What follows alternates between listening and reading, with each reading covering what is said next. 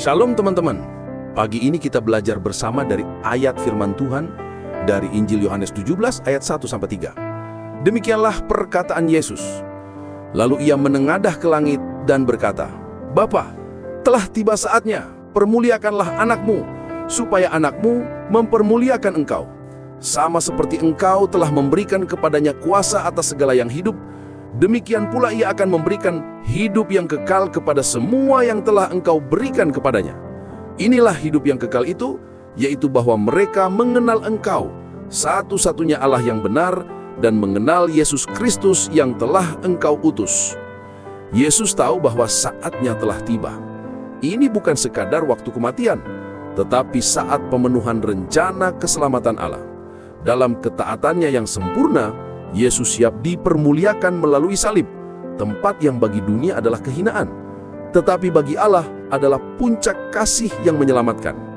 Ketika Yesus berkata, "Permuliakanlah anakmu, supaya anakmu mempermuliakan engkau," Ia menunjukkan kerendahan hati yang luar biasa.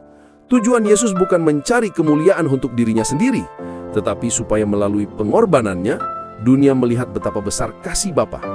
Kemuliaan Yesus tidak terpisah dari kemuliaan Allah. Keduanya satu dalam karya penebusan. Yesus juga menegaskan bahwa Ia memiliki kuasa untuk memberikan hidup yang kekal, tetapi hanya kepada mereka yang telah engkau berikan kepadanya. Hidup kekal di sini bukan hanya tentang kehidupan setelah mati, tetapi tentang hubungan yang intim dan pribadi dengan Allah. Ayat 3 menegaskan itu dengan indah. Inilah hidup yang kekal itu, yaitu bahwa mereka mengenal engkau, satu-satunya Allah yang benar, dan mengenal Yesus Kristus yang telah engkau utus. Kata mengenal di sini bukan sekedar tahu secara intelektual, tetapi mengalami dan hidup di dalam relasi kasih dengan Tuhan. Hidup kekal bukan hadiah masa depan, tapi realitas yang sudah dimulai saat kita percaya kepada Kristus dan mengenalnya secara pribadi.